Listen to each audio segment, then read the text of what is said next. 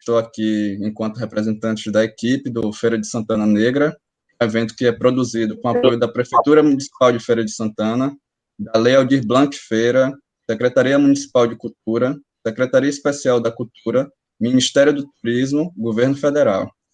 O projeto Feira de Santana Negra foi concebido a fim de se opor ao silenciamento das pessoas negras e de suas trajetórias na construção dessa cidade, nos seus mais variados aspectos, sejam eles estruturais, culturais, educacionais, etc. Assim, a mesa Lucas da Feira, Histórias de Feira de Santana, narrada por pessoas negras, foi pensada com o intuito de superar esse silenciamento da população negra e contribuir para a reconstrução da nossa história e memória da cidade. Para o evento de hoje, convidamos Flávia Santana, que é trançadeira, aprendiz e costureira e mestre em História da África, pela UFRB. Seu mestre Cassiano é líder quilombola da Lagoa Grande, atuou por muito tempo e ainda atua em movimentos, sobretudo dos trabalhadores rurais, participa também do GT Conflitos Socioambientais. E, por fim, Marcelo Lima, é roteirista de HQs e audiovisual, é professor e doutor em comunicação de cultura contemporâneas da UFBA.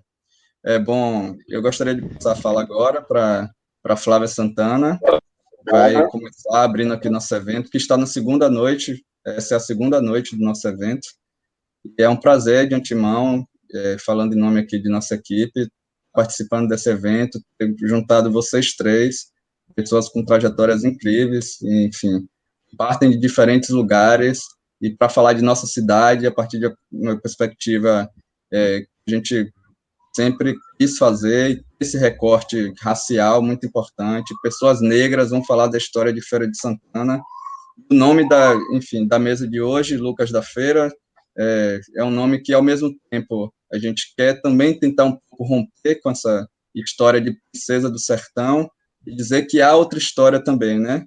Feira também é a Feira de Lucas da Feira, a Feira da resistência, da luta da população negra contra as diversas opressões e violências que a gente sofre diariamente.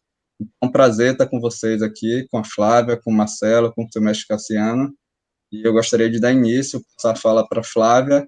Uma boa noite, Flávia. Muito obrigado, tá?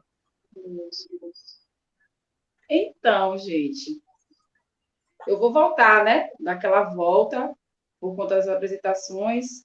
Lembrar de que eu me recordo de Rodrigo, me recordo de Dolores, e falar dessa lembrança que teria a partir de hoje, né? Para mim foi especial demais, essencialmente especial ser convidada para fazer esse momento com vocês aqui hoje, porque isso reforça esse retorno que a gente dá para os nossos, né? Enquanto o percurso da trajetória que fazemos, seja dentro dos nossos bairros, seja quanto militante, né, quanto intelectual, dentro da academia, a gente precisa a gente precisa comunicar, e a forma que eu consegui agregar de comunicação foi dentro dessas relações que eu estabeleci.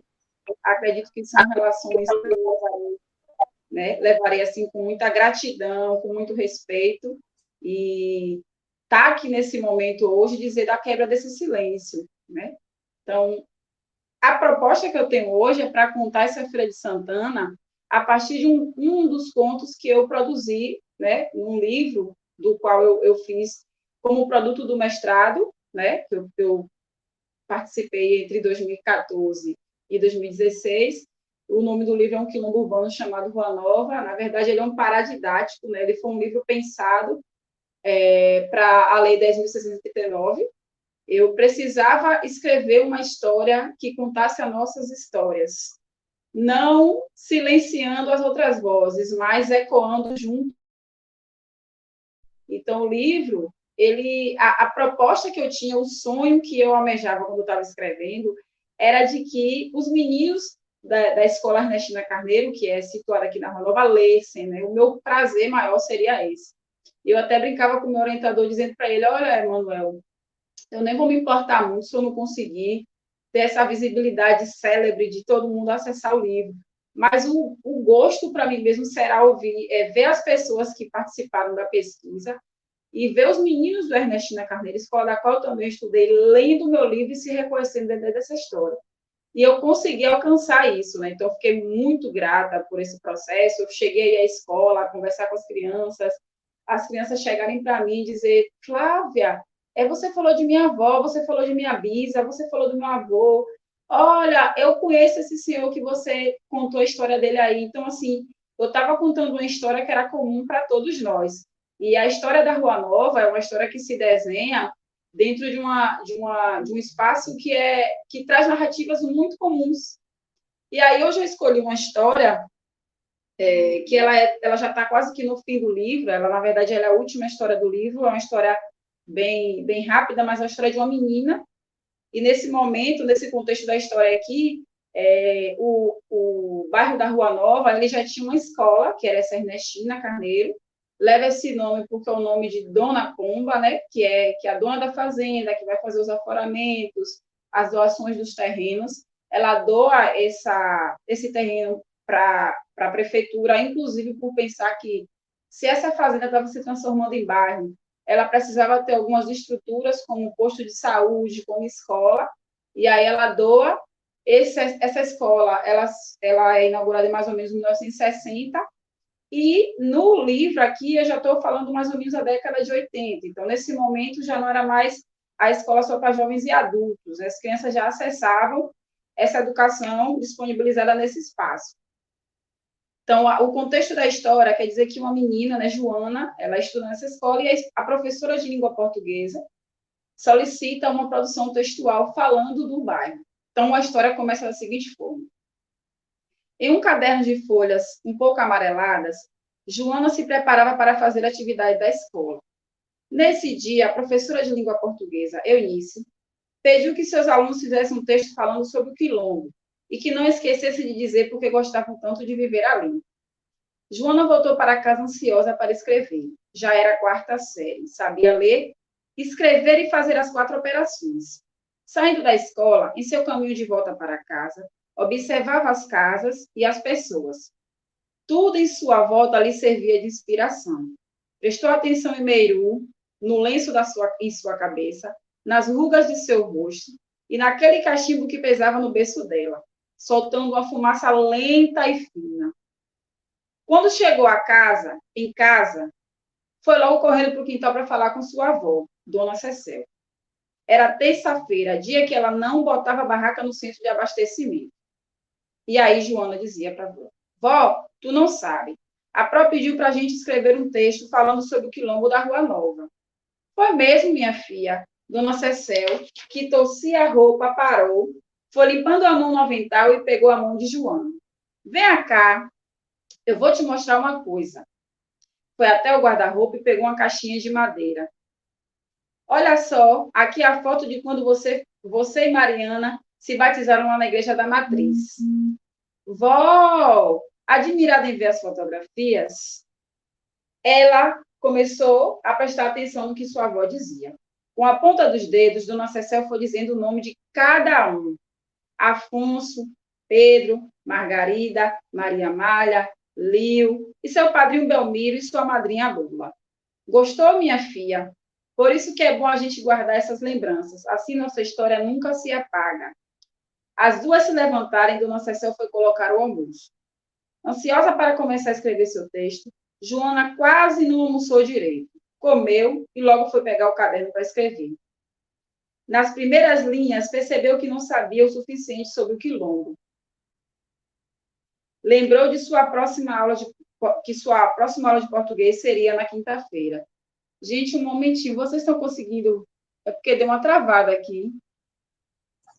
Tá tudo bem, Eliane. Vocês estão me ouvindo? Tá tudo bem, Flávio, estamos se escutando É porque a perfeitamente. câmera está paralisada para mim. Aí Mas eu achei que... não, pode continuar tranquila. Para mim tá tudo ok aqui. Beleza. Tá bom. Flores também respondeu que tá tudo ok. Tá certo. Vamos lá. Ansiosa para começar a escrever seu texto, Joana quase que não almoçou direito. Comeu e logo foi pegar o caderno para escrever. Nas primeiras linhas, percebeu que não sabia o suficiente sobre o quilombo. Lembrou que sua próxima aula de português seria na quarta-feira. Logo daria tempo de pesquisar algumas coisas e conseguir escrever um bom texto. Levantou e foi até a sua avó pedir que lhe contasse histórias sobre o quilombo da Rua Nova. Dona Cecé estava de cabeça baixa, catando feijão, e de leve sussurrava uma cantiga. Dói, dói, dói, dói, dói, um amor faz sofrer, dois amor faz chorar. Da porta, Joana escutava. Tudo agora lhe chamava atenção, e foi logo perguntando. Vó, de quem é essa cantiga? De seu Beiramar. Quem é seu Beiramar? É um marujo, um encantado. Ele foi um marinheiro, viajou todos esses mares. Ah, ele estava na festa daquele candomblé que tu me levou em Cachoeira, não foi? Isso mesmo, você se lembrou, hein? Vó, como surgiu o quilombo da Rua Nova? Eita, você está curiosa esses dias, viu? Mas vamos lá. Joana sentou na esteira e, em silêncio, começou a escutar o que sua avó dizia. Passou a tarde toda ouvindo tudo que sua avó contava. Achava maravilhoso a senhora daquela idade se lembrar de tantas coisas. Ficava pensando que, quando crescesse, queria saber das coisas como a sua avó sabia. De noite, foi para a pipoca de São Roque na casa de Pecília, e de lá prestava atenção em tudo. Joana comia a pipoca com coco e mel, com as mãos lambuzadas, lambia os dedos disfarçadamente e voltava a comer. Descobria naquele momento um dos porquês dela gostar tanto do quilombo da Rua Nova. No outro dia de tarde, sentou-se à mesa, abriu o caderno e começou a pensar qual título daria ao seu texto. Para se inspirar, lembrava das pessoas que moravam ali. Lembrou de Peru e seu cachimbo, das senhoras negras que estavam presentes na pipoca de São Roque, rezando e puxando cantigas. Tudo lhe trazia inspiração, depois das histórias que sua avó tinha lhe contado. Com um lápis de ponta bem fina, começou a escrever seu texto, com o título O Quilombo da Rua Nova. Há muito tempo atrás, uma senhora gente boa, chamada Ernestina Carneiro Ferreira de Almeida, começou a doar suas terras e vender os terrenos bem baratinhos. Muita gente começou a construir suas casinhas aqui. Cada dia tinha mais casas e mais casas. Era gente de todo canto, dessas cidades todas que ficavam próximas à Feira de Santana. Até gente de Pernambuco veio morar aqui. Foi uma coisa rápida. Em pouco tempo, a fazenda já não era mais uma fazenda. Era um quilombo e tinha nome, Rua Nova. O povo dizia que o quilombo passou a se chamar Rua Nova por causa de uma rua que abriu. No começo, aqui não tinha luz nem calçamento. Os moradores tinham que buscar água no chafariz. Era o povo subindo e descendo com lata d'água na cabeça. Mas depois, de um tempo, as coisas foram melhorando. Tinha uma televisão que ficava na praça e todo mundo ia lá assistir a novela. No quilombo da Rua Nova tem muito negro. Parece que todo mundo combinou para vir morar aqui. Eu também sou negra e minha avó me ensinou a gostar da minha cor. Ela sempre diz que somos lindas e que o povo negro do quilombo da Rua Nova tem valor. Eu gosto muito de morar aqui porque tem as rezas, carurus. Eu e minha irmã e minha avó saem num bloco de Dona Preta, com Muzembela. Aqui é bom. A gente brinca no meio da rua de macaco, pula corda, de 7 pedras. E os meninos jogam bola, brincam com o guiador. Os adultos ouvem reggae e saem no arrastão. Eu ainda não posso ir porque sou criança. Mas quando o arrastão passa, a música que eu mais gosto é Pode Morar, já dizia a velha Pomba. Eu aprendi assistindo o ensaio do Pomba de Malê, na Praça do Amorim. Eu quero morar aqui para sempre, porque aqui a gente é feliz e se diverte. Assim eu termino minha história sobre o quilombo da Rua Nova, o mais negro de Feira de Santana. Obrigada, gente. E assim eu termino o conto. Flávia, muito obrigado.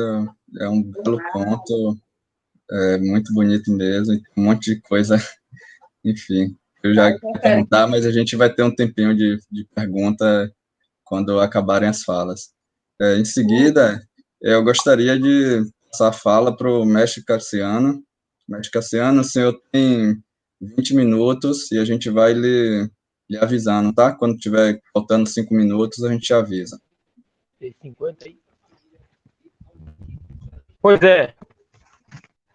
Boa noite para todos, né? Nesse momento é me apresentar, né? Eu sou Cassiano, conhecido como Mestre Cassiano hoje. Eu nasci aqui na comunidade de Lagoa Grande, no distrito de Mariquitéria. É conhecido como São José das Itapororoca, né? E na década de 70, nós fomos convidados para fazer parte eu tinha 13 anos, para fazer parte do trabalho da igreja como jovem, né? E aí, nesse trabalho como jovem, participando da igreja, a gente conseguiu criar um grupo jovem na década de 70. Depois do grupo jovem, já fomos começar a mexer com comunidades, organizar as comunidades daquele grupo jovem, qual é as comunidades, os padres conhecer os pais, os tios, avós, nós, ficaram muito satisfeitos, e aí comecei com a organização de comunidade.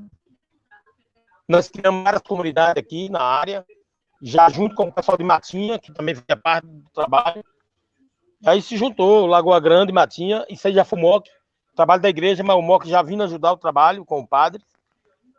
E aí organizamos o trabalho, conseguimos conhecer o MOC, e aí foram mexer com a comunidade, organização da gente, e descobrimos nessa caminhada, nós morávamos em terra da igreja, mas não era nome da igreja, nós não sabíamos, era terra devoluta, e compramos terra na mão dos donos da terra, né, o fazendeiro, e a terra dele. E aí, com essa brincadeira, a gente conseguiu chegar até o nosso sindicato de trabalhadores rurais. E aí o sindicato nos ajudou a gente descobrir de verdade que a terra não era do fazendeiro. Descobrimos através da igreja que a terra era da igreja. Fizemos o estudo, as pesquisas, cachoeira, e tá, descobre o documento da terra da gente.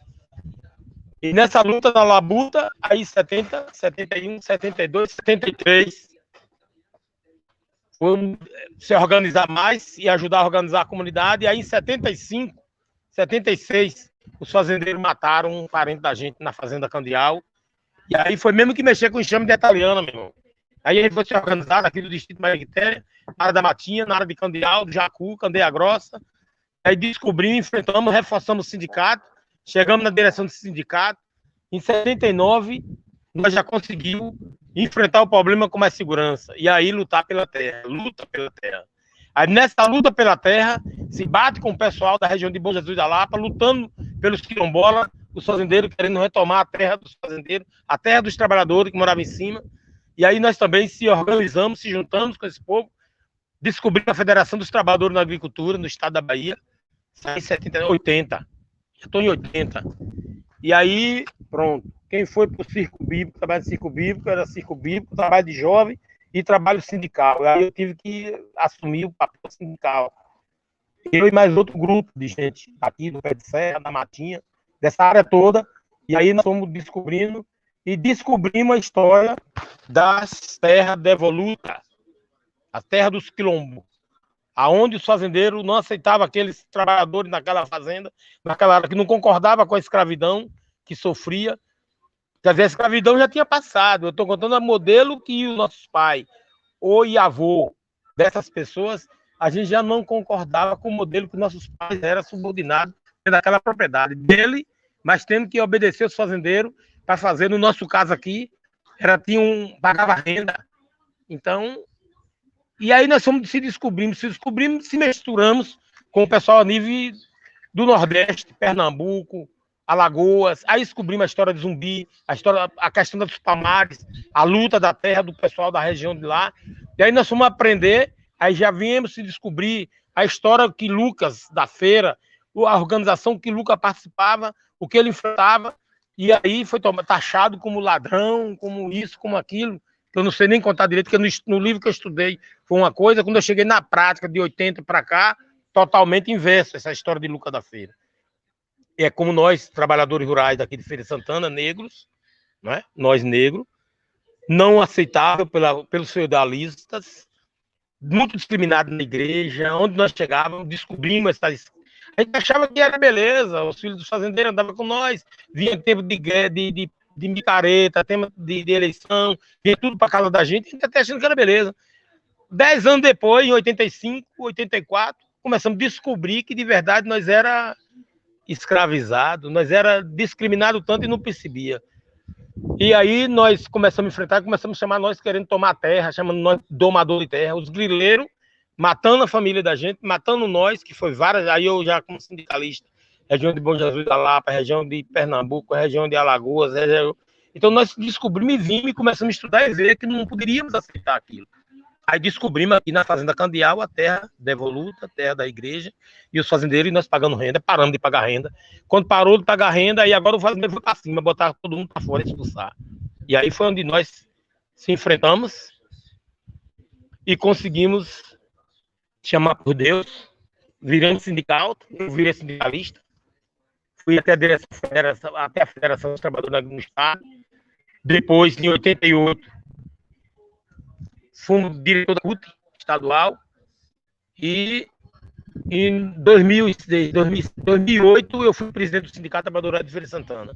Aí onde avançamos a questão de descobrir os quilombolas, começar a enfrentar a Fundação Palmares, e hoje a gente é os quilombolas daqui de Feira de Santana, reconhecidos, e temos várias comunidades que naquela época não deu para enfrentar, porque era muito marcado para morrer, fui ameaçado várias vezes, e aí hoje nós estamos retomando essas discussões através de cooperativas, sou diretor de uma cooperativa, temos várias associações quilombola, já reconhecido como quilombola, e várias outras propriedades, mais nos distritos da gente. Nós temos 6 comunidades em distritos diferentes para ser reconhecido, e estamos na luta. Nós não temos que humildes, né? Tem que ir lá de humildes também, a comunidade quilombola dessa primeira, que não conseguiu se reconhecer pela Fundação Palmares, mas nós aqui avançamos com a luta que nós corríamos atrás do Estado e da Nacional, conseguimos reconhecer a nossa comunidade, agora estamos discutindo com essas outras comunidades a questão quilombola. Voltando um pouco já ainda à área quilombola, na organização da gente, na área da cultura, né? Várias questões nossas da cultura, que nós faz parte aqui, na questão do Novembro Negro, né? Nós temos uma história grande da questão do Novembro Negro, a questão da criação da cooperativa de beneficiamento da agricultura familiar de Feira de Santana, que nós fornecemos o PENAI, foi nós quem descobriu, quem trouxe para a Feira de Santana essa questão do PENAI, a questão do PAA, foi nossa organização, trouxe quilombola, que veio, abrange o município todo. Várias associações fazem entrega desse produto, não é só a nossa cooperativa, tem outras cooperativas também. E o que dá hoje para nós é que nós, como quilombola, nós estamos mexendo agora com essa questão do avanço da cultura. Nós também aqui temos um projeto aprovado aí pela questão na área da capoeira, na cultura, nesse projeto que vocês estão fazendo parte aí. Nós também aqui na comunidade faz parte, Matinha também conseguiu sua vitória também dessa luta aí, dessa organização. E hoje, né, a gente está chegando como é que se diz? Num projeto onde precisamos se unir bastante para a gente retomar, não deixar nossa cultura morrer. Aí vamos dar um exemplo, boi de roça. A questão que estamos na busca da organização. A revitalização da nossa Lagoa de São José. A Lagoa Quilombola. Nós estamos numa luta aqui, agora precisamos desse apoio.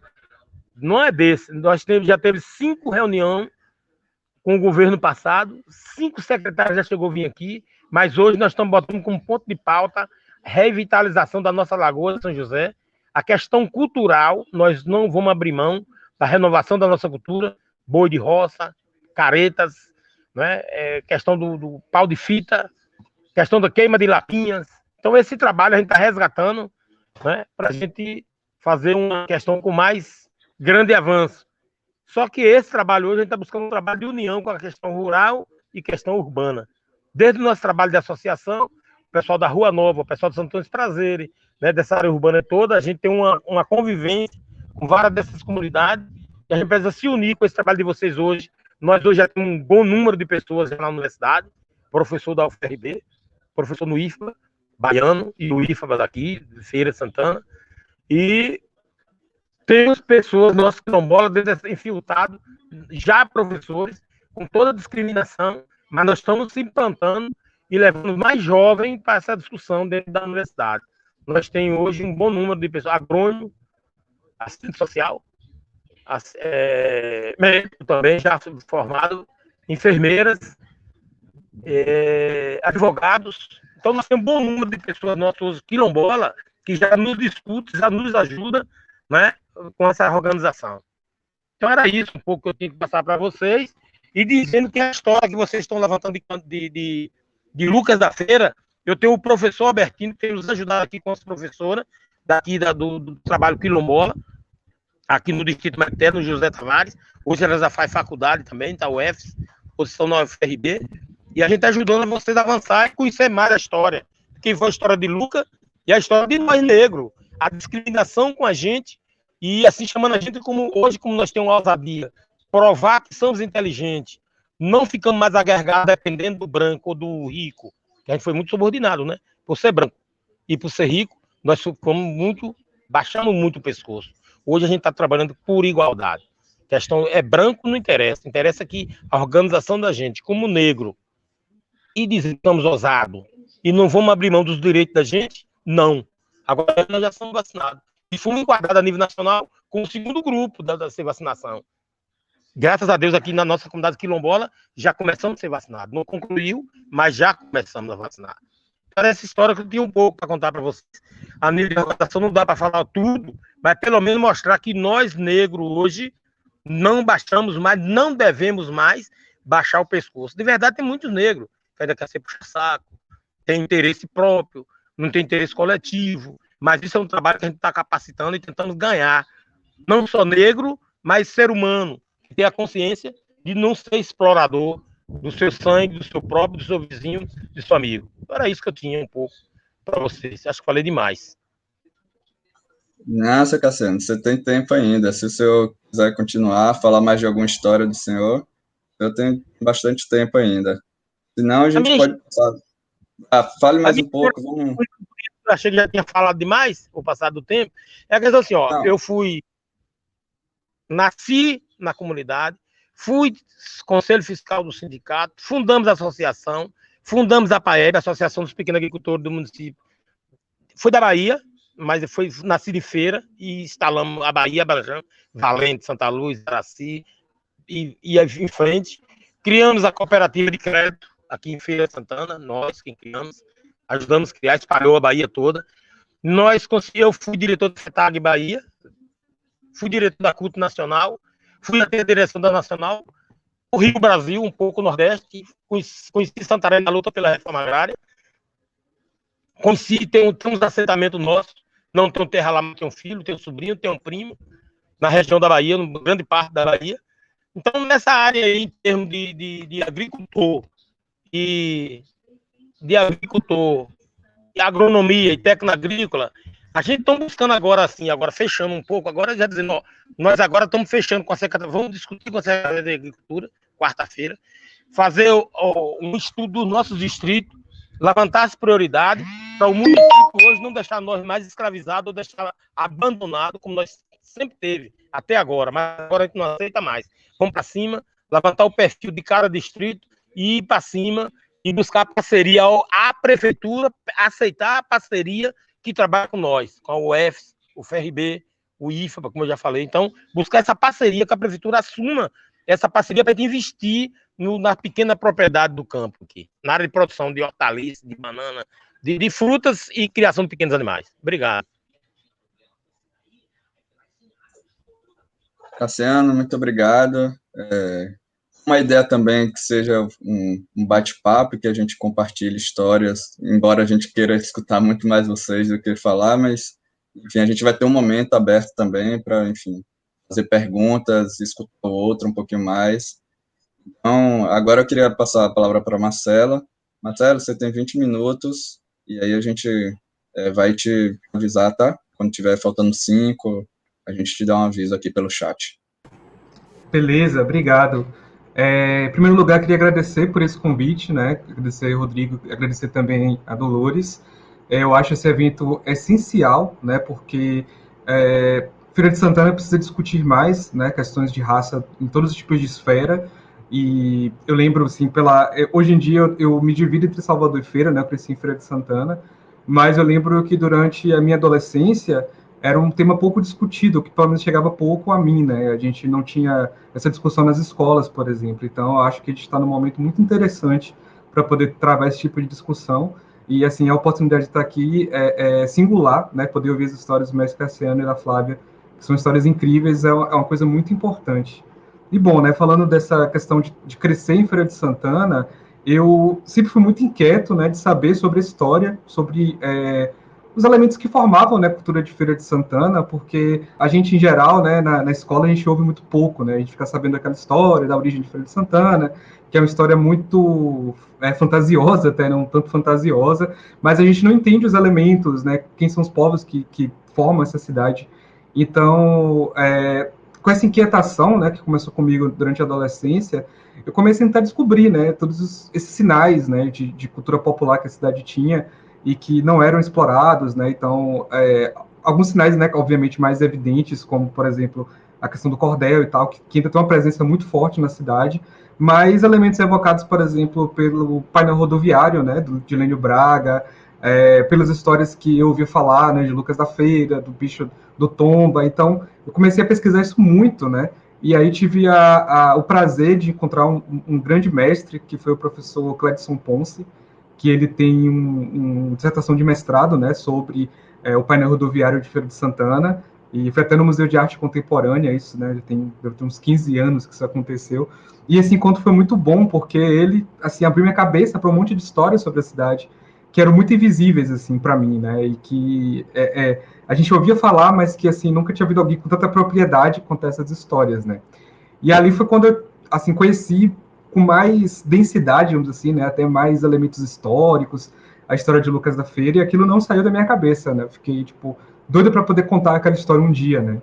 E eu gostava de escrever, né, já tinha essa intenção de me envolver com ficção, e mais ou menos em 2007 eu conheci o Marcos Franco, que é também roteirista de histórias em quadrinho, e ele me convidou, né, para poder começar a pensar um HQ sobre Lucas da Feira. E aí foi uma experiência muito interessante, porque ele já tinha uma pesquisa inicial e a gente começou a gastar um tempo, né, para poder, tipo, entender melhor, para a gente ter uma... A gente não queria fazer uma abordagem 100% histórica de Lucas da Feira, né, a gente queria pegar o que a gente conseguisse encontrar, né, de elementos históricos, mas também trazer um pouco de ficção, né, a gente queria, tanto eu quanto ele, a gente curtia muito narrativa de super-herói, e aí a gente queria valorizar o Lucas da Feira através de uma narrativa que trouxesse, né, um pouco do gênero dos super-heróis. Então a gente começou a fazer essa pesquisa sobre Lucas, a gente viajou para alguns distritos, a gente começou a caçar, tipo, a gente entrevistou vários professores da UEPS, a gente começou a caçar tudo que era possível, assim, encontrar sobre ele, né, para além do interrogatório, né, que é o documento que você encontra hoje oficialmente, está no site da prefeitura, você encontra esse interrogatório, e é um interrogatório muito marcadamente racista, né, que descreve Lucas como um cara de olhos esfumaçados e feições até meio demoníacas, né.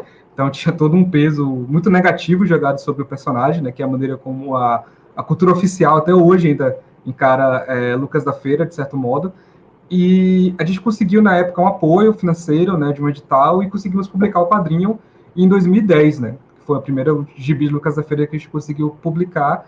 E a gente traz exatamente isso, né, uma valorização de Lucas da Feira, mostrando que ele era um personagem que ele era violento, sim, mas a gente tentava ali trazer qual a necessidade de ser violento para um negro no século XIX, né?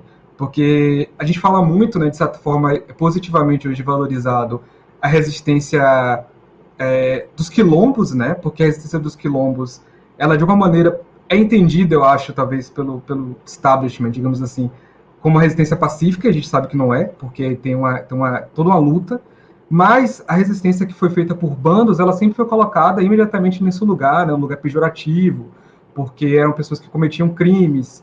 Mas aí você pensa, né, naquela época ser escravo, você ser negro, né, você não era nem considerado humano, né? Então, como é que você pode sobreviver?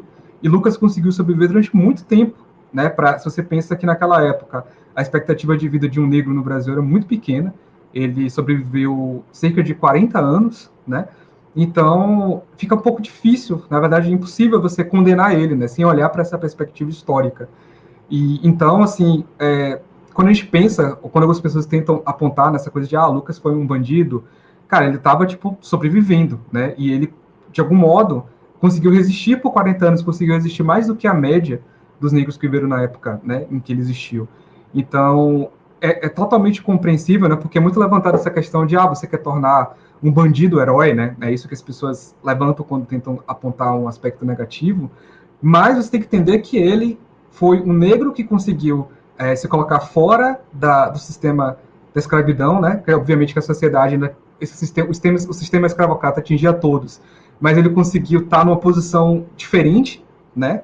Ainda que sobre muitas sujeições e sobre muitas pressões, e ele conseguiu resistir durante tanto tempo e conseguiu unir tantos negros né, nessa resistência, que por mais que você possa falar de atos de violência ou de atos condenáveis, é impossível você não aceitar que Lucas da Feira é um símbolo, né, e que é um símbolo positivo de luta e de resistência.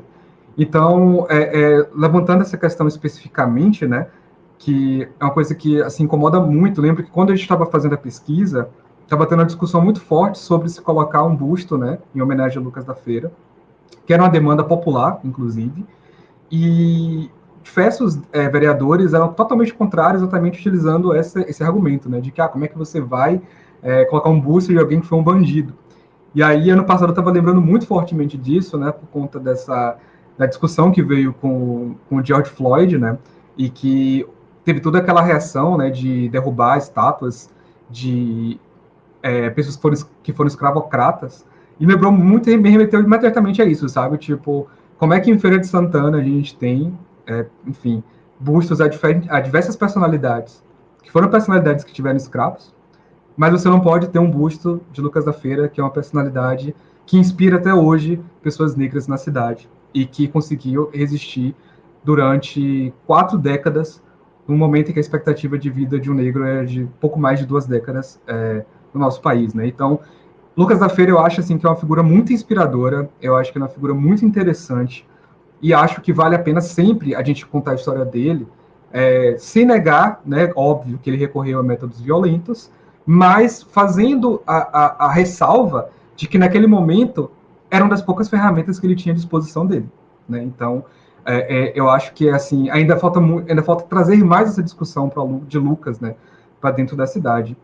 E bom, assim, começando a me envolver com o personagem, eu acabei, depois de muitos anos, voltando, né, para trabalhar com a história de Lucas da Feira, e voltando a partir dessa história, né, que eu tinha trabalhado Lucas da Feira, a olhar os outros símbolos e personagens interessantes que tinham, assim, em torno dele, e aí lembrei, né, que naquela conversa, né, que foi com vocês que eu tive com o professor Cledson, ele já também me apresentado um livro do professor Muniz Sodré, né, que é O Bicho que Chegou à Feira, e eu consegui encontrar esse livro, né, por acaso, num sebo, fui ler esse livro, isso lá para, acho que já era 2013, 2014, e a história, né, muito rapidamente apresentava um personagem, que é o Antão, que ele é um negro que ele passa pó de arroz, né, na cara para poder disfarçar que ele é negro, né, porque ele tem uma ascensão social, e com essa ascensão social ele não quer, né, tipo, ele tem medo que as pessoas achem que ele é preto, né, tem uma hora que uma personagem fala, mas você é preto, e ele fica muito assustado, ele quase entra em pânico, porque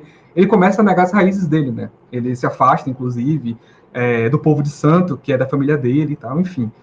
E aí, só que ao mesmo tempo em que ele tem essa questão, né, de fugir, ele é super fanático por Lucas da Feira, né? Isso é uma coisa que é estabelecida logo no começo da história. Então ele tem cordel de Lucas da Feira, ele tem uma imagem, uma estilogravura.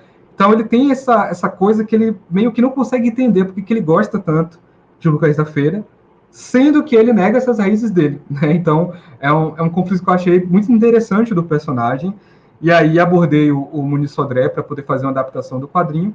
E essa adaptação foi publicada em 2019, né? Foi resultante de uma premiação do município de Salvador, né? Que eles têm um selo editorial.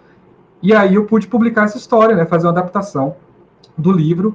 E nessa adaptação, o que é interessante é que a história se passa na década de 60, no ano em que se instala a ditadura militar, né? Então, eu pude fazer essa pesquisa, né? Olhar para a Feira de Santana em um outro momento. Ainda você tinha ainda a Feira Livre na Getúlio Vargas, você tinha ainda uma presença ainda mais forte da cultura popular no centro da cidade, né?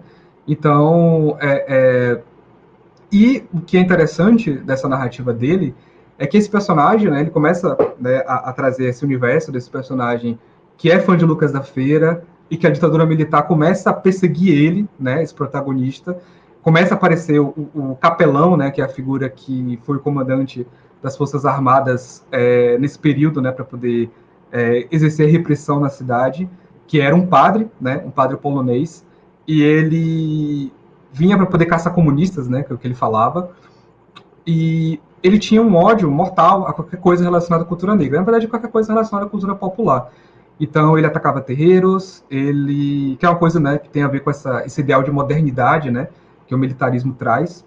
E nessa ação dele, o nosso personagem principal, o Antão, ele começa a ter pesadelos com esse cara, né? Ele começa tipo, perceber essa figura, né? Que era uma figura, inclusive, que para uma pessoa de feira, ainda mais uma pessoa de um estrato popular de feira da década de 60, era uma figura muito alienígena, né? Porque é um cara que vinha da Polônia, né? Então, era algo muito diferente.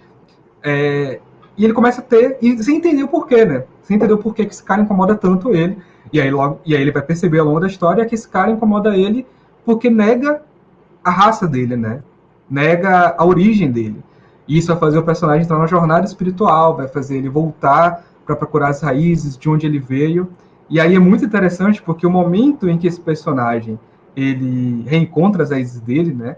É o momento em que ele tem uma viagem, né? Ele vai num terreiro, ele participa de um ritual e ele tem uma viagem que ele se encontra com o Lucas da Feira. Ele descobre que na verdade ele é que o Lucas da Feira é ancestral dele, né? Então ele tem toda uma experiência, né, de reencontrar essa ancestralidade, de rever a avó dele, rever o avô dele e perceber que todos eram negros e perceber que ele estava nessa linha de sucessão. E Lucas da Feira fala com ele: você precisa encontrar seu lugar no mundo, você precisa colocar o negro no mundo, você precisa se assumir, né? Você precisa descobrir quem você é. E quando ele fala isso, né, no momento que ele encontra o Lucas da Feira, o Lucas da Feira ele está exatamente ocupando esse espaço, né, dentro da narrativa de um cara que está ali como resistência, né? Que cara que está ali para lembrar que mesmo no momento de perseguição, de repressão, de ditadura militar, né, num momento muito de negação mesmo desse Brasil negro, ele vai estar ali para lembrar que existem negros naquela cidade, que existe cultura popular em Feira de Santana. Então, isso para mim é uma coisa muito tocante, porque a gente está tendo esse momento aqui de discussão, mas eu acredito que para muitas pessoas de Feira de Santana, você passa, assim, boa parte da sua formação, né, escolar, boa parte seus anos de formação mesmo, sem, assim, ouvindo a história de Lucas da Feira, mas ouvindo de uma maneira muito pouco bem explicada, né, com pouca perspectiva histórica, com pouca contextualização. E quais são as figuras, né? Quem são as figuras negras de peso que a gente fica sabendo que existem em Feira de Santana, né? É uma história que é muito negada, uma história que é muito pouco explorada. Então, para mim, enquanto roteirista, foram histórias que me fizeram, né? Foi inclusive que me fizeram escrever meus primeiros roteiros profissionalmente, essas duas. A história de Lucas da Feira, depois eu me envolvi também com audiovisual. E quando eu voltei para essa história do Muniz Sodré, já foi com uma maturidade maior, inclusive, né, de realçar essas discussões, realçar esse lugar mesmo, também falando enquanto um roteirista negro. E, bom, assim, eu acho que a história de Lucas da Feira está longe, ainda está muito... a gente ainda precisa de ter um aprofundamento maior, não só sobre ele, né, sobre outras figuras, né. Feira Santana é muito ciosa disso, e desse tipo de discussão se tornar uma discussão central na cidade, porque é uma cidade que, assim, é uma cidade que a experiência, pelo menos a minha experiência como morador de Feira de Santana, né, foi uma experiência da cidade muito conservadora, que se abre pouco para poder conversar sobre sua própria cultura, onde, na verdade, as pessoas parecem pouco interessadas, né? A gente nunca teve uma política cultural muito forte em Feira de Santana, né? Tipo, de você ter uma secretaria atuante, de ter sabe, um órgão que tivesse, tipo, não estou dizendo que com isso os órgãos que têm hoje não estão trabalhando para isso, né? Mas a gente ainda tem uma pouca inclusão, né, em termos de sociedade civil para discutir cultura em Feira de Santana, e isso para mim, assim, uma questão que devia ser prioridade na cidade, porque a gente tem uma cultura sertaneja fortíssima, a gente tem uma cultura negra fortíssima, a cidade é o Portal do Sertão, né? Tipo, a gente tem uma mistura de diversas localidades, diversas expressões, e muita gente lutando para que essas expressões sejam reconhecidas, mas ainda uma política cultural que me parece pouco forte, né, para trazer isso à tona. Então, assim, hoje eu vejo que, né, você tem espetáculo de Lucas da Feira, você tem musical de Lucas da Feira, você tem vários... Na verdade, se você for olhar, já há muito tempo, né, uma produção cultural ligada a ele.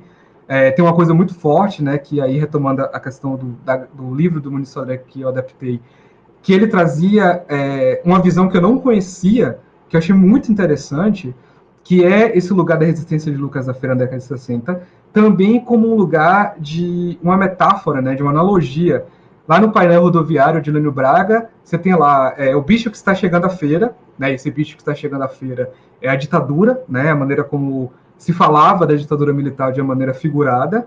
E logo do lado você tem o Lucas da Feira matando o monstro, né? Matando um monstro. O que ele iria ali? Qual é o símbolo, né?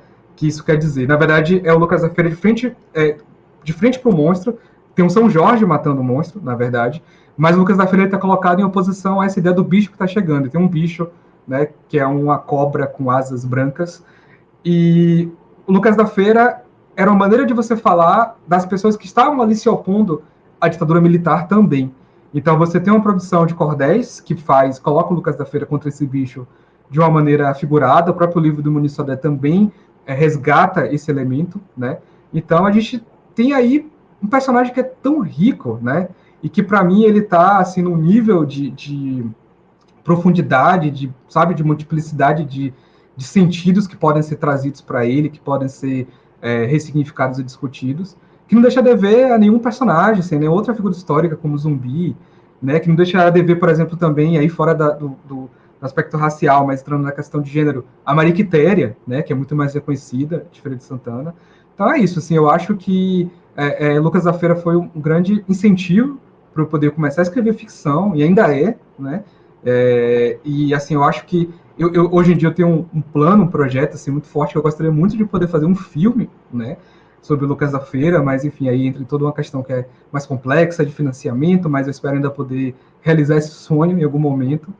E basicamente é isso, né? Eu acho que essa é a minha contribuição aqui. Vamos agora partir para as perguntas para a gente poder conversar melhor. Obrigado. Marcelo, muito obrigado. Instigante demais sua fala, ainda mais para mim, que curto quadrinho pra caramba. Enfim, te agradeço. Gente, eu vou fazer agora, como é um momento de bate-papo também, eu vou fazer uma questão para cada um de vocês. Vocês também se sintam à vontade, se alguém, Flávia, tiver alguma questão, Marcelo, enfim, seu Cassiano, para a gente, de fato, ser um espaço de trocas de experiências, né? Lembrando rapidamente que o Feira de Santana Negra é um evento que está sendo produzido com apoio financeiro da Prefeitura Municipal de Feira de Santana, da Lei Aldir Blanc Feira, Secretaria Municipal de Cultura, Secretaria Especial da Cultura, Ministério do Turismo, Governo Federal.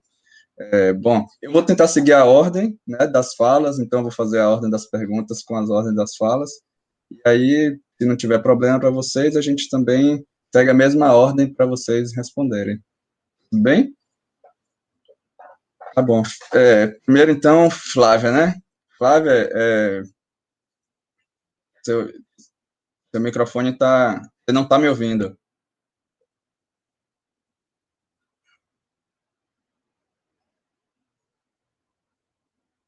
Gente, vocês estão me ouvindo ou só Flávia não está me ouvindo? Marcelo está me ouvindo. Mestre Cassiano, você está me ouvindo?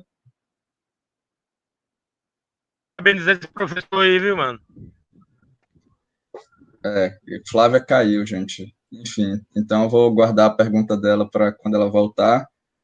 Seu Cassiano, eu queria fazer uma perguntinha para o senhor. Eu fiquei, enfim, muito curioso. A Flavinha voltou. Flávia, você está Voltei. ouvindo agora? Ah, tudo bem. Então eu ia fazer a Na questão. verdade, eu estava te ouvindo. O meu microfone que eu não estava conseguindo desbloquear. Ah, tudo bem. Eu ia fazer a questão para o mestre Cassiano, mas eu vou fazer para você, então, já que você voltou rápido. Beleza. Flávia, você se apresentou, e eu sei que você tem um trabalho também com cansadeira, né?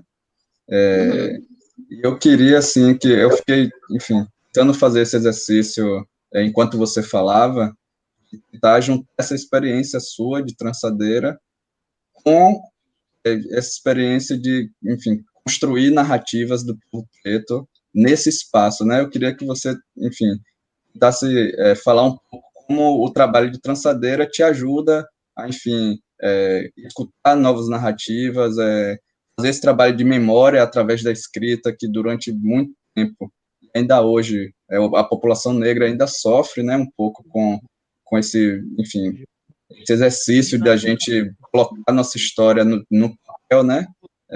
Claro que há um tempo atrás a gente tinha uma série de outros empecilhos, enfim, mais de 80% da população negra não sabia nem ler nem escrever, Hoje, enfim, houve um avanço nessa questão, mas, ao mesmo tempo, a gente tem uma série de outros empecilhos, né? Aí eu queria, então, que você falasse um pouco sobre sua experiência de trançadeira e como é que isso, de alguma forma, te ajuda, te inspira, nesse lugar de escuta também dessas narrativas e te ajuda a perpetuar a história do nosso povo. Vou deixar você responder logo e aí eu vou fazendo as perguntas para a Cassiana e depois para o Marcelo. Fique à vontade. Então, a minha formação enquanto trançadeira, ela foi formando alguns laços, né? Eu aprendo a trançar com uma amiga, na adolescência ainda, e isso foi muito, assim, importante, porque é trançando o cabelo que a gente vai se conectar com outras mulheres negras de Feira de Santana, que inclusive nunca tiveram experiência de alisamento, como Urânia, Santa Bárbara, filha de Vanide.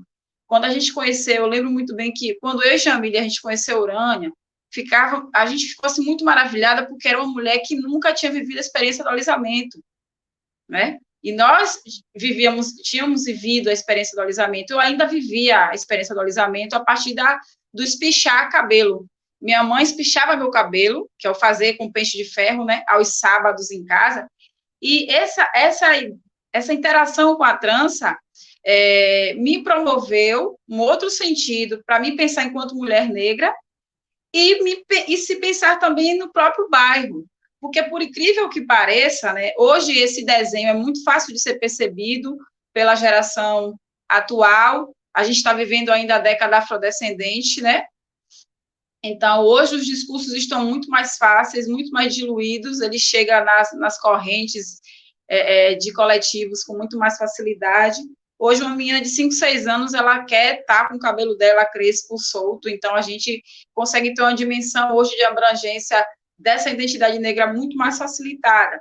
Naquele período, há quase 20 anos atrás, foi bem desafiador. Então, eu coloco, porque eu sempre me coloco como trançadeira.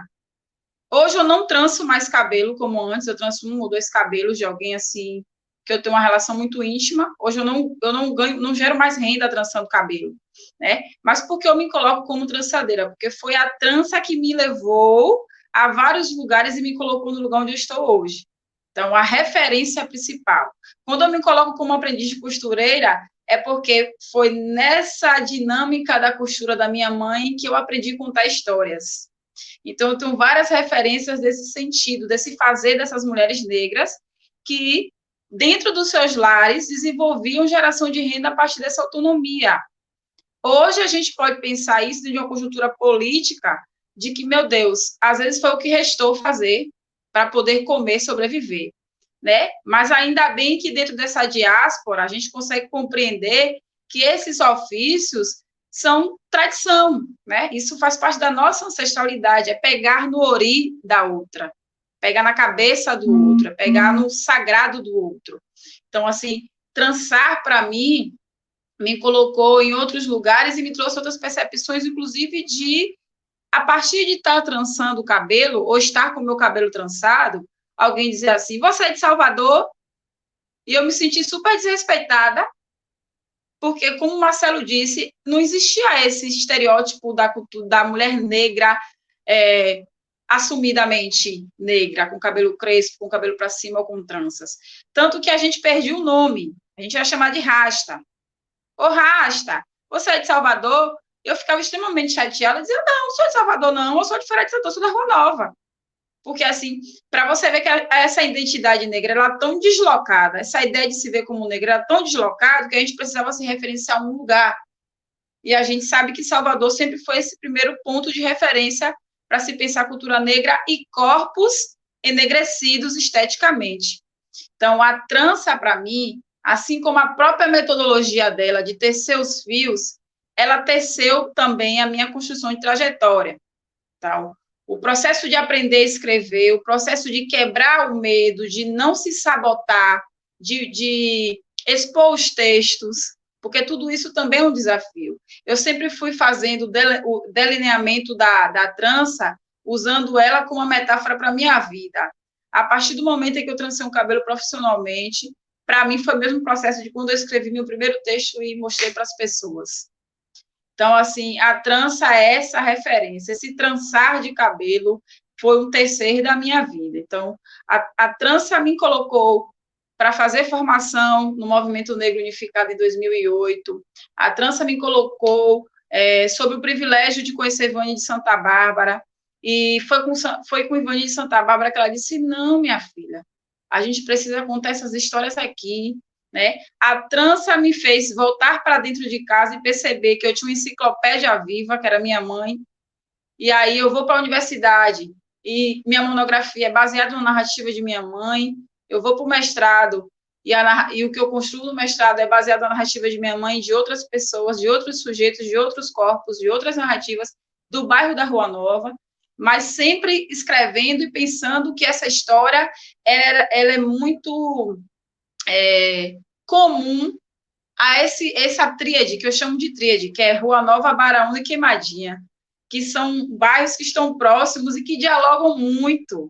E eu acho isso muito massa, porque, assim, são famílias que tiveram uma trajetória praticamente que a mesma e que fizeram desenhos de território muito semelhantes, tanto que as fronteiras entre Queimadinho, Baraúna e Rua Nova são minúsculas, né? A gente tem essa relação muito íntima, esse diálogo muito forte, muito pertinente, e são bairros que eu considero uma tríade, porque são bairros que estão localizados muito próximo ao centro da cidade e que estrategicamente surgiram para que esses sujeitos conseguissem ir ao trabalho andando, porque o centro de Feira de Santana era o grande polo de trabalho, mas também era o grande polo cultural.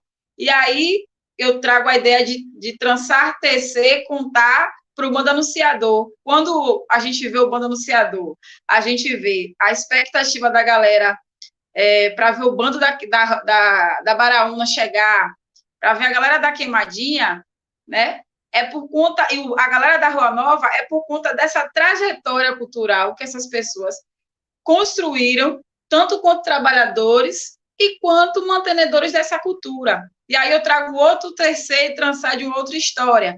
Quando a gente lembra da festa de Nossa Senhora Santana, eu lembro muito bem, e até hoje a gente faz isso, né? Hoje eu não sou mais católica, hoje eu pertenço ao axé, mas eu não perdi o hábito e celebrativo de ir à procissão de Nossa Senhora Santana com toda a minha família, porque a gente veste a melhor roupa que a gente tem.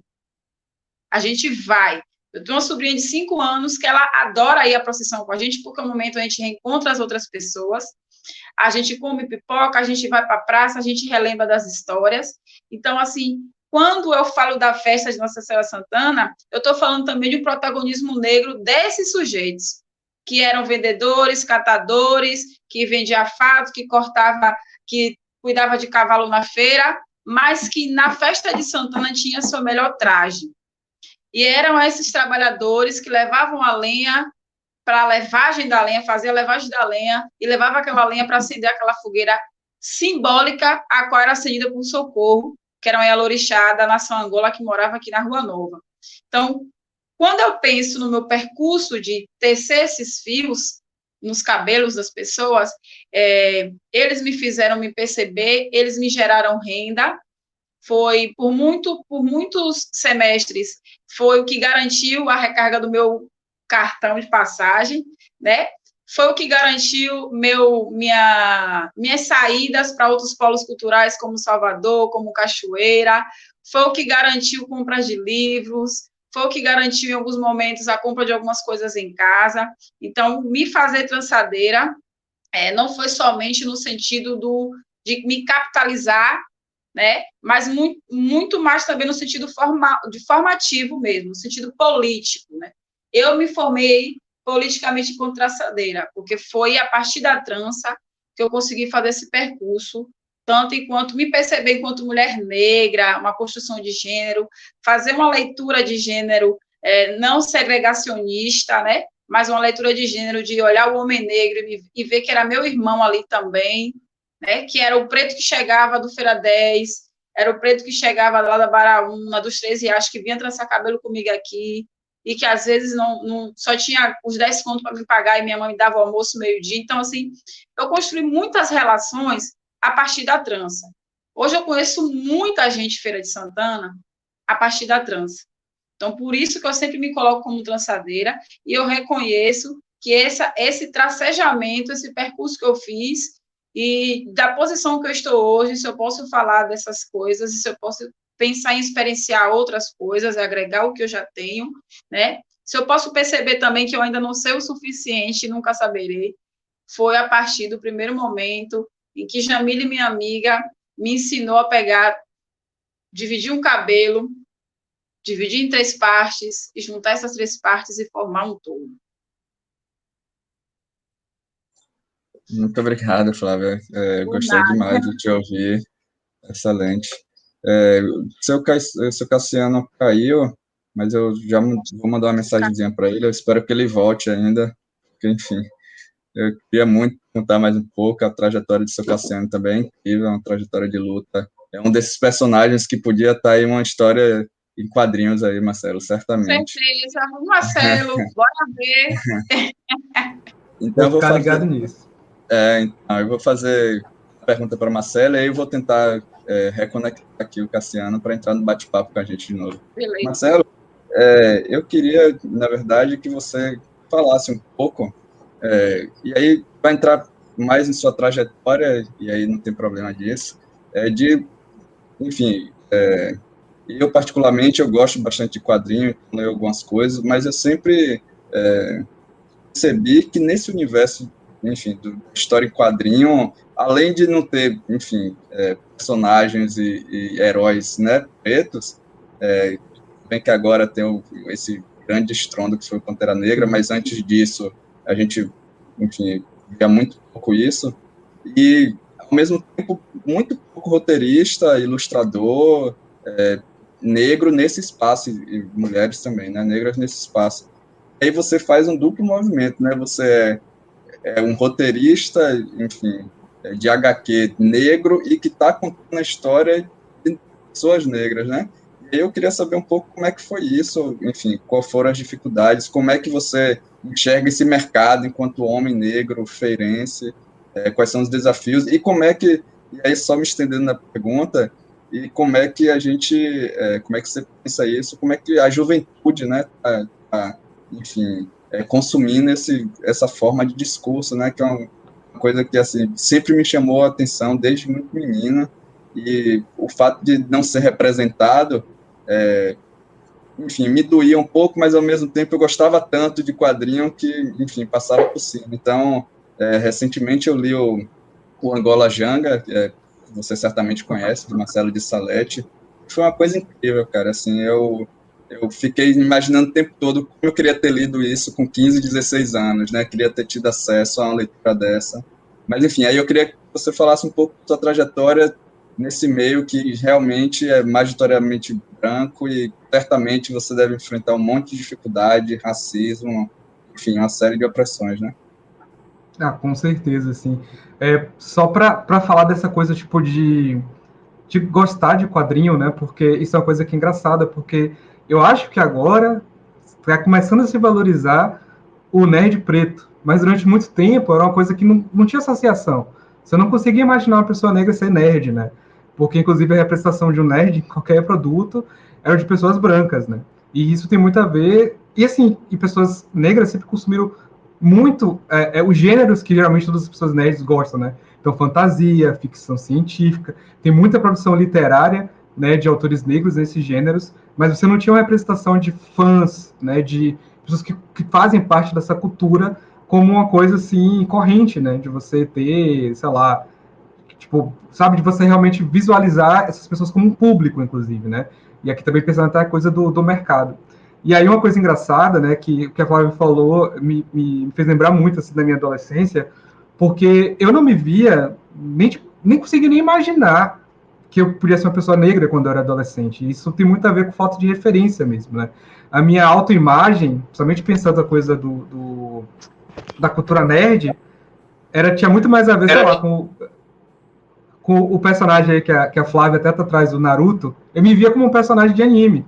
Eu não tinha uma imagem, sabe? Enfim, porque, assim, tipo, claro, obviamente em anime vai ser quase impossível você encontrar um personagem negro. Mas as coisas que eu gostava não tinha personagem negro. Tipo, poucos personagens, tipo, na época eu lia muito, né? Sempre gostei muito de super-herói. O Pantera Negra não era um personagem, assim, de muito destaque, né? Tipo, assim, nos Vingadores ele era um personagem, assim, quase que tá... Ele era muito descanteado, né? Apesar de ter algumas revistas dele que tinham histórias dele, mas que não chegavam no Brasil, era muito difícil encontrar. Eu lembrava, assim, poucos personagens, tinha o Super Choque, mas não criava essa identificação para mim, porque exatamente isso, tipo, em Feira de Santana as pessoas não discutiam, né, não via essa discussão, não via esse acesso, né, essa discussão, como a Flávia falou, mas ao mesmo tempo as pessoas me chamavam exatamente de rasta, era muito engraçado. Já quando você falou isso, essa foi a minha vida inteira, feira, né, quando eu deixei o cabelo crescer era rasta, coisas piores, né, até mais pejorativas também, e eu não me via, mas quando eu cheguei, quando eu vi estudar em Salvador, foi uma coisa assim automática, assim, sabe? As pessoas, tipo, falam, não, mas você é negro, tipo, você não percebe isso? Você nunca caiu na ficha, nunca ninguém te olhou estranho na rua. E aí, enfim, isso aí foi, né, levantando várias questões que eu nunca tinha explorado na vida. E aí, quando eu comecei a pensar a HQ de Lucas da Feira, essas questões ainda não tinham vindo para mim, saca? Mas hoje eu penso, e aí eu até eu falei do personagem lá do livro do Muniz Sodré, como as coisas não acontecem por acaso, né? Porque o primeiro personagem que eu quis fazer nas histórias do quadrinho foi o Lucas da Feira, e tinha uma questão que eu gostava deles, eu achava que o ponto de história é muito forte, então tinha uma questão de identificação ainda não percebida, saca? Tipo, de não ter ainda ferramentas para entender que aquilo ali estava conversando comigo, né? Então isso foi uma coisa que foi crescendo, e com essa tomada de consciência, com essa percepção, com começar também a andar com outras pessoas e começar a conhecer outras pessoas negras, que para mim, no meu círculo social em Feira de Santana, eu praticamente não conhecia ninguém, eram pouquíssimas pessoas, e isso foi começando a mudar muitas coisas na minha cabeça, né? Inclusive fazer muito bem para mim, né? Em termos de autoestima, de entender uma série de questões e complexos, né? Que eu tinha. E aí o que acontece? Tipo, aí eu comecei a fazer esses personagens e comecei a perceber que outras pessoas também estavam interessadas, né? Porque a gente tem toda a questão de um movimento negro e começou a batalhar por isso, e um reconhecimento também, porque a gente sabe que isso é uma coisa que a gente está sempre, digamos assim, uma corda bamba, porque também tem uma cooptação muito grande, né, em termos de quem manda nos negócios, de quem quer investir nesse tipo de projeto, né? Então, o que é que acontece? Hoje, a gente tem um momento que as vozes negras começaram a ser ouvidas nesse sentido, tipo, não dá pra gente continuar tendo uma cultura pop, e aqui eles falam de cultura pop mesmo, assim, até de mainstream, né, porque a cultura popular sempre abordou essas questões, mas a gente não pode ter uma cultura pop que não aborda essas questões. A gente não pode, tipo, sei lá, ligar a televisão e ver uma novela, ver uma série que não tem esses personagens, né? Então, tá começando a haver uma mudança nesse sentido, sabe? De tipo, e isso, né, como você até mesmo trouxe a questão do Pantera Negra, né, que, tipo, foi uma coisa avassaladora, e a gente aí tem que encarar que, tipo, essa coisa avassaladora vem junto com a questão de marketing muito forte, vem com a questão de ser a Disney que está por detrás, porque tem, inclusive, vários outros autores negros, você tem, inclusive, outros produtos que já vieram antes, né, mas que não tiveram o mesmo reconhecimento, mas que bom que agora temos esse boom e esse interesse, né, porque eu acho que isso traz uma mudança muito grande, né, eu conheço algumas pessoas, assim, tipo, trabalhando somente com material, porque eu tenho trabalhado muito com série animada e material infanto-juvenil. Então, às vezes, a gente lida, né, dentro desses processos, com pesquisas voltadas para esse público, e as pesquisas realmente começam a apontar, sabe, que, tipo, o público se interessa mais, que, sei lá, os cosplays de Pantera Negra, de Super Choque, sabe, começam ser cada vez mais comuns, né, e que incrível que isso está acontecendo, mas aí falando um pouco dessa perspectiva, né, de entrar nesse meio, assim, não chamava atenção o fato de ser um personagem negro quando eu publiquei Lucas da Feira, isso é uma coisa que é interessante. Quando eu ia para os eventos de quadrinhos, as pessoas liam muito como, essa galera aqui do Nordeste, via muito como uma que é regional, mas a questão racial não era colocada. Tipo, eu acho que hoje, se eu estivesse lançando pela primeira vez hoje, seria um outro olhar, seria outro tipo de adesão, inclusive, sabe, assim, as pessoas, porque hoje as pessoas querem participar dessa pauta, né? Pessoas brancas querem participar dessa pauta, pessoas brancas querem demonstrar que são antirracistas, então elas vão abraçar essa pauta muito rapidamente. E aí o que acontece? Eu, né, depois, nessa transição de trabalhar com quadrinhos para audiovisual, eu me vi nesse lugar de começar a ser chamado para muitos trabalhos, porque as pessoas queriam um autor negro e, não conheço ninguém, entendeu? Tipo, e eu conheço vários autoristas negros, sabe? Eu conheço várias pessoas que têm trabalhado há muito tempo, que inclusive são hiperqualificadas, né? Muitas vezes roteiristas brancos, tipo, sei lá, pessoas que nem estudaram roteiro, mas enfim, sou herdeiro, sou o que for aí, se acham super, tipo, sei escrever super bem e tal. E, enfim, o que acontece aí é que, tipo, eu me vejo, né, hoje eu acho que as coisas não estão mudando, mas eu me vejo muito nesse lugar de, tipo, tá produzindo coisas com personagens negros, mas quase sempre os patrões são brancos e tem um monte de questões e você ainda precisa lutar muito para se impor, para ser escutado. Foram pouquíssimas as experiências que eu tive de poder trabalhar com outras pessoas negras, né? Mesmo estando aqui hoje, que eu trabalho sobretudo em Salvador, né, em salas de roteiro, né, que é como a gente trabalha para produzir séries. Nunca trabalhei na sala de roteiro com outras pessoas negras em Salvador. E isso para mim é um absurdo, porque você está falando de uma cidade que tem uma população negra fora da África. E tipo, eu nunca tive essa oportunidade. Por quê? Porque quem contrata não conheço, não sei, não tem experiência. Mas, tipo assim, outros roteiristas brancos, esses aqui pode, tem tudo a ver. Então, acho que a gente ainda está vivendo esse momento, mas é um momento em que, assim, é, em 2020, né, e é muito engraçado que a gente ainda é muito pautado pelo que acontece nos Estados Unidos, né? Em 2020, depois da discussão do George Floyd, depois da discussão que chegou nas empresas de que não se pode mais não contratar pessoas negras, essas coisas estão começando a mudar. Então, ano passado, eu senti um efeito muito grande, assim, sabe? De ter a primeira vez que eu tive a oportunidade de trabalhar na sala de roteiristas negros, que não foi em Salvador, mas ter, sabe, tipo, essa oportunidade. Então, acho que está começando a se movimentar peças para a gente ter personagens negros, para a gente ter uma cultura pop que traz isso, sabe?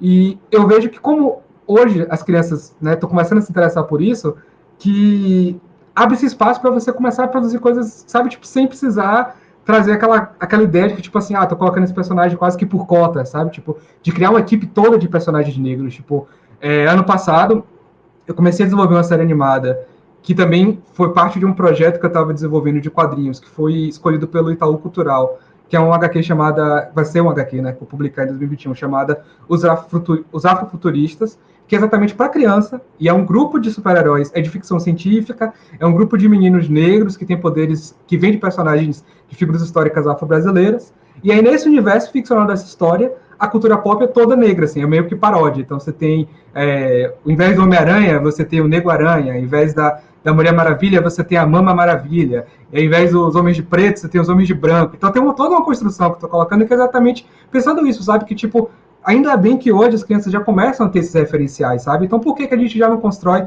um universo ficcional mainstream, pop, todo preto, sabe?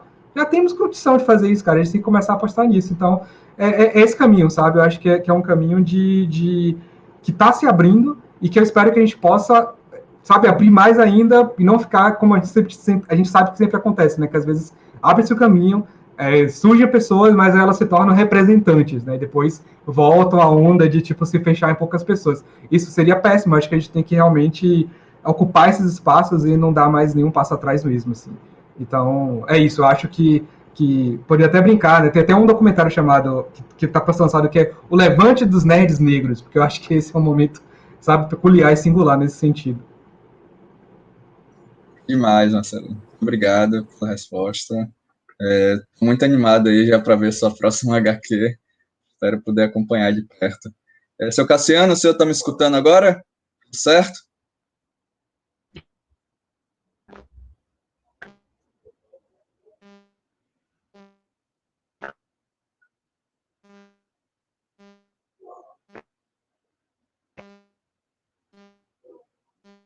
Seu Cassiano, não estou te ouvindo.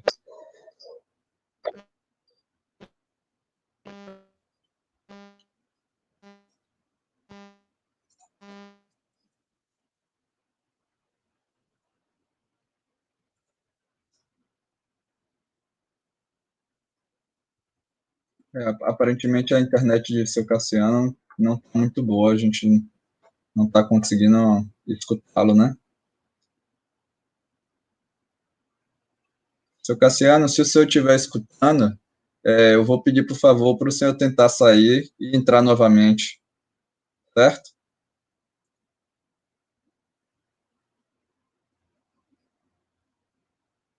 É, eu não sei se ele está me escutando também.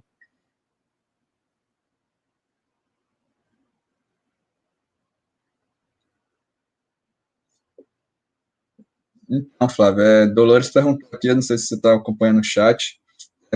Flávia, ouvindo, Flávia? Pronto, Dolores colocou algumas perguntas aqui. Onde a gente pode comprar o seu livro e as HQs de Marcelo, onde é que a gente pode achar também?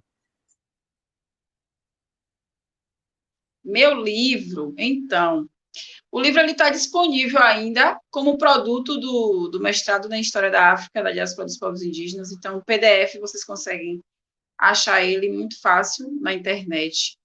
Eu ainda não tentei publicação, na verdade, eu mandei para a Caô, que é uma editora, né? A Caô Cabecilho, mandei faz alguns meses, eles não me responderam, mas eu achei que foi um processo de uma mensagem, assim, porque eu tenho muita vontade de registrar um selo editorial e fazer minha autopublicação. Eu sou uma pessoa muito ousada, eu gosto de aprender sobre processos. Então, o livro, vocês podem ler, se quiser baixar agora aí, podem encontrar. Vocês vão achar só o miolo, não vai achar ele completo com capa, porque ele ainda está no formato que eu depositei para pegar o diploma. Mas podem podem acessar e fazer uma leitura prazerosa aí, depois em comentar comigo o que acharam dele, né? Qual foi a sua experiência afetiva e sensorial com o livro? Viu? Excelente, Flávia. Vou baixar quando sair daqui já. Beleza. E aí, Marcelo, onde é que a gente pode achar seu material? Então, eu tenho um site onde eu coloco algumas coisas, alguns HQs que podem ser baixadas, que é posso até colocar aqui, é o www.marceloroteiros.com, que é um site onde eu coloco materiais que eu estou desenvolvendo, não só quadrinho, lá também para quem quem se interessa por roteiro, eu disponibilizei um curso gratuito de roteiro, né, que foi até parte de um edital também, então fica lá disponível, são videoaulas gratuitas, e lá no site tem uma área de downloads onde tem a HQ de Lucas da Feira, e também tem o roteiro do Bicho que Chegou à Feira, porque o Bicho que Chegou à Feira, ele foi, eu tô até com um exemplo aqui para mostrar a capa, ele foi publicado pelo selo João Baldo Ribeiro, só que ele já esgotou, né? Ele esgotou no ano passado. E aí eu estou planejando para poder fazer uma nova tiragem, os direitos voltaram para mim recentemente, então eu espero esse ano ainda conseguir fazer essa tiragem. Mas lá no site, para quem quiser também, né, quem se interessa, quer estudar roteiro, deixei o roteiro lá disponível, e aí é um lugar que dá para poder conseguir lá os materiais. Eu espero em breve poder colocar de volta essa HQ aí para todo mundo poder ler. Ah, que excelente, Marcelo. Obrigado. Seu Cassiano, você escuta a gente agora? Tá me ouvindo? Tá me ouvindo bem aí? Não. Tá me ouvindo agora? Estamos ouvindo. Agora sim. Eu estava ouvindo vocês, estou ouvindo. Eu vou fazer rapidinho uma pergunta para o senhor. Sim. E aí eu vou fazer uma perguntinha para o senhor responder e a gente finalizar a mesa, certo? Certo. Cassiano, se o senhor pudesse falar, enfim, eu fiquei muito interessado, o senhor começa a sua trajetória na década de 70, ali de 80, e aí eu queria perguntar para o senhor como é que foi fazer esse movimento de luta, sobretudo com os trabalhadores rurais, em meio a uma ditadura, né? A gente pega ali 70 até 85, a gente ainda está em ditadura, e eu queria saber do senhor como é que foi essa experiência, e aí já emendando com o finalzinho, que o senhor falasse também como é que está sendo lutar pela terra, lutar pelos nossos direitos, em uma época tão difícil agora, com um governo que está trazendo uma série de retrocessos e dificuldade para a população quilombola, falando especificamente da população quilombola. E aí eu queria que o senhor falasse também um pouquinho de como é que está sendo a luta nesse momento atual.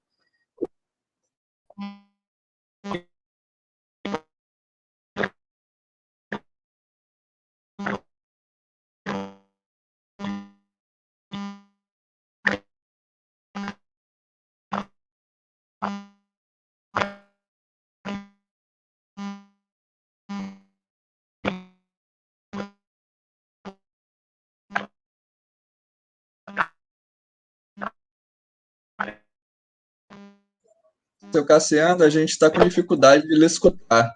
Eu acho que alguma coisa da conexão aí que está ruim. O senhor pode ir para um lugar mais perto da internet? É possível?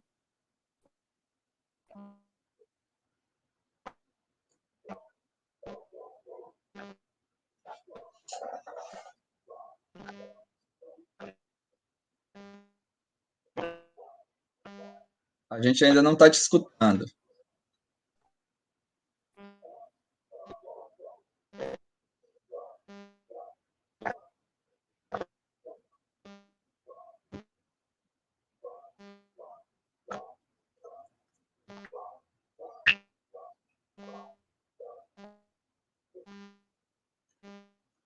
Seu Cassiano, o senhor também pode tentar tirar a câmera, para a gente ver se a gente consegue lhe escutar melhor, para ver se não a internet fica um pouquinho melhor e a gente consegue te escutar.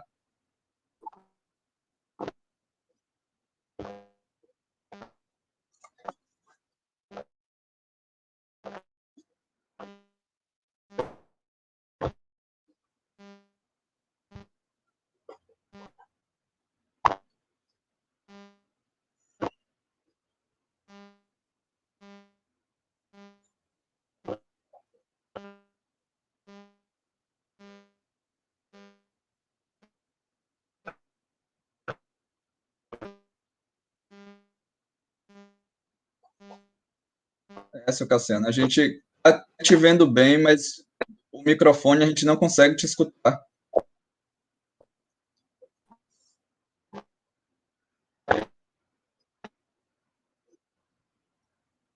Bom, gente, eu acho que vai ser muito difícil a gente conseguir contato com o seu Cassiano.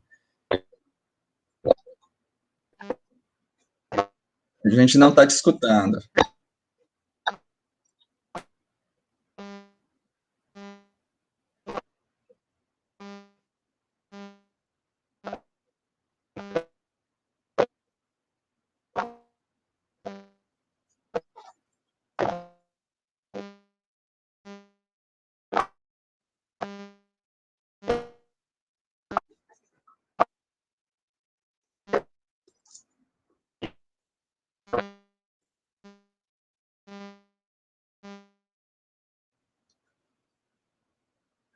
Bom, gente, eu acho que vai ficar inviável. Seu Cassiano, a gente está acompanhando aqui, está de fato tentando, mas certamente a internet, né? Dolores escreveu aqui, e esse é mais um tipo de opressão que a comunidade quilombola vive, né?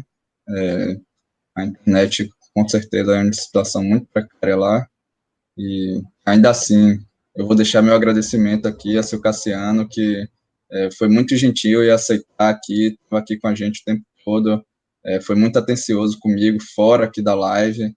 Eu vou deixar meu agradecimento aqui para ele.